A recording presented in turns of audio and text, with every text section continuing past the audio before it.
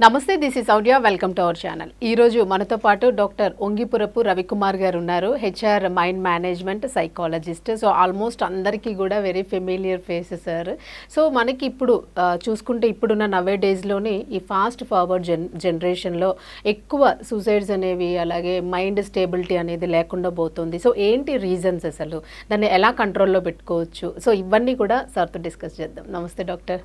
నమస్కారం డాక్టర్. ఇప్పుడు ఈరోజు మనం మాట్లాడుకోబోయేది యాక్చువల్గా సూసైడ్స్ ఎక్కువ జరుగుతూ ఉన్నాయి. సో మనం చూస్తే చాలా బాధాకరం. విజయారెడ్డి గారని ఒక మహిళ, పిల్లలిద్దరితో పాటుగా తను రైల్వే ట్రాక్ మీద అసలు ఎంత స్టేబుల్డ్ మైండ్తో ఆవిడ 6 hours టైం కూడా ఎక్కడ చెక్కు చెదరకుండా ఆలోచనని తన ఆత్మహత్య చేసుకోవడం, పిల్లల్ని ఉంది అని మీరేం చెప్తారు? అసలు ఇది విజయారెడ్డి ఎవరి ఇది సమస్య కాదమ్మా. ప్రస్తుత కాలంలో సమస్యలు ఏమైపోయినాయంటే, ఇప్పుడు మనం ఒక ఇల్లు కొనాలంటే ఏది కొనాలనుకుంటామమ్మా? ఫస్ట్ మనం ఆలోచించి 2 bedroom కొనగలమా లేదా అనుకుంటాం. 2 bedroom అనగానే ఏమైపోయింది, ఒక తరాన్ని బయటికి తరిమేసినట్టు అయిపోయింది. ఓకే, ఎవరన్నా కానీ ఆలోచించి, అందుకనే కలాం గారు కళలు కనండి అన్నారు. అంటే ఆ కళల్లో ఏంటి కలాం గారు ఆయన నుంచి వరకు ఇంకో పాయింట్ కూడా చెప్పారు. అంతా నేను పోయిన తర్వాత పైకి వెళ్ళినప్పుడు మా అమ్మ దగ్గరికి వెళ్ళి కాళ్ళ దగ్గర కూర్చొని, గెలిచినవన్నీ నీవే అమ్మా, నేను ఇంకా నీ కాళ్ళ దగ్గరే ఉంటున్నాను అన్నాడు. మరి ఈ సంస్కారం ఎవరు నేర్పాలమ్మా? ఎంతసేపటికి డబ్బు ఉంది కదా, చాలామందికి క్యాష్కి మనీకి తేడా తెలియదు. రెండూ ఒకటే అనుకుంటున్నారు. క్యాష్ అనేది వేరు, మనీ అనేది వేరు, డబ్బు ధనము. కానీ వీటి వ్యత్యాసం ఎవరికి తెలియదు. రెండూ ఒకటే కదా. ఏదైతే ఏమైంది, పలికే విధానంలో తేడాను. అది తూర్పు పడమర లాంటివి. ఇవి తెలియసుకోవాలి. రెండో విషయం, ఇక్కడ ఆమె 6 గంటల పాటు తిరిగి చేసి వెళ్ళి ఇది అంటే, భర్త ఉన్నది ఎక్కడో ఇదైనా కానీ ఆ తల్లికి నిజంగా ఎంతో మనోధైర్యం ఉందో ఒక విధంగా మనం ఆలోచించుకోవాలి. ఎంత ఇదిగా, ఎందుకంటే తను పడుతున్నటువంటి బాధని మరి చెప్పుకోలేకపోయిందో, లేకపోతే చిన్నప్పటి నుంచి తనకు ఆత్మీయమైనటువంటి మిత్రులు లేకపోయారా, లేకపోతే అమ్మ నాన్న అత్త మామలతో ఏమన్నా చెప్పుకోలేకపోయిందా?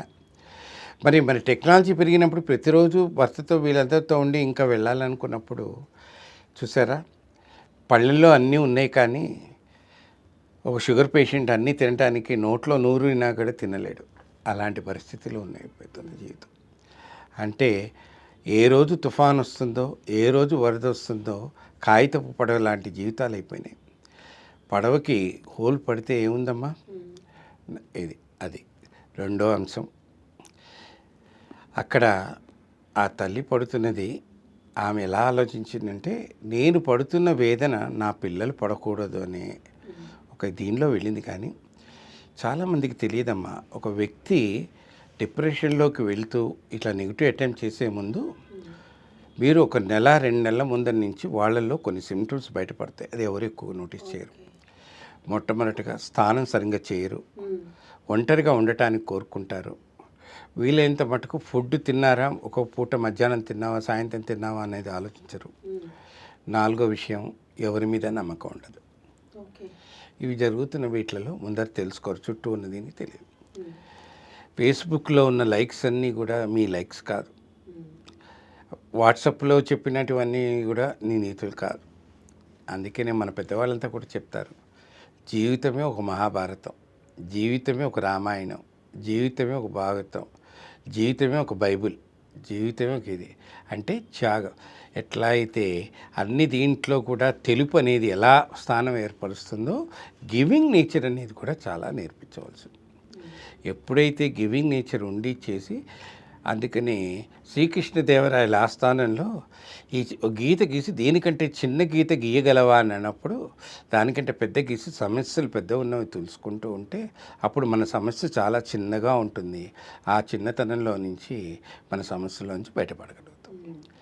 అందుకనే అంటారు, మార్పు నేర్పు కోసం రావాలి, నేర్పు నైజం కోసం రావాలి, నైజం బతుకు తెరువు కోసం రావాలి, బతుకు తెరువు ఆహ్లాదకరంగా మారినప్పుడు అది సహజ జీవనంగా పెరుగుతూ పెదవులపైన చిరునవ్వు అందుకే అంటారు.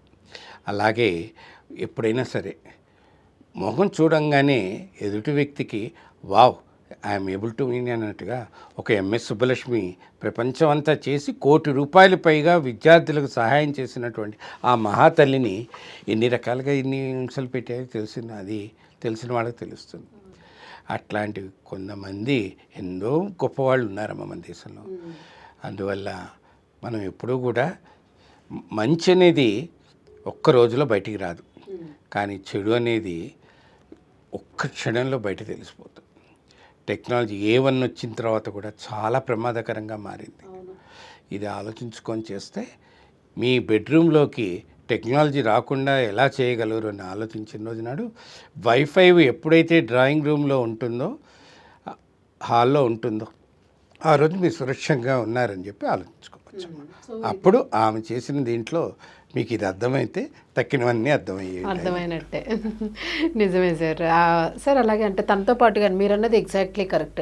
మానసికంగా ఏం బాధ ఉన్నది అన్నది గమనించుకోవాల్సిన అవసరం అయితే ఉంటుంది. LDC అంటారమ్మా, వాళ్ళు ఏంటంటే they go for down. Okay okay.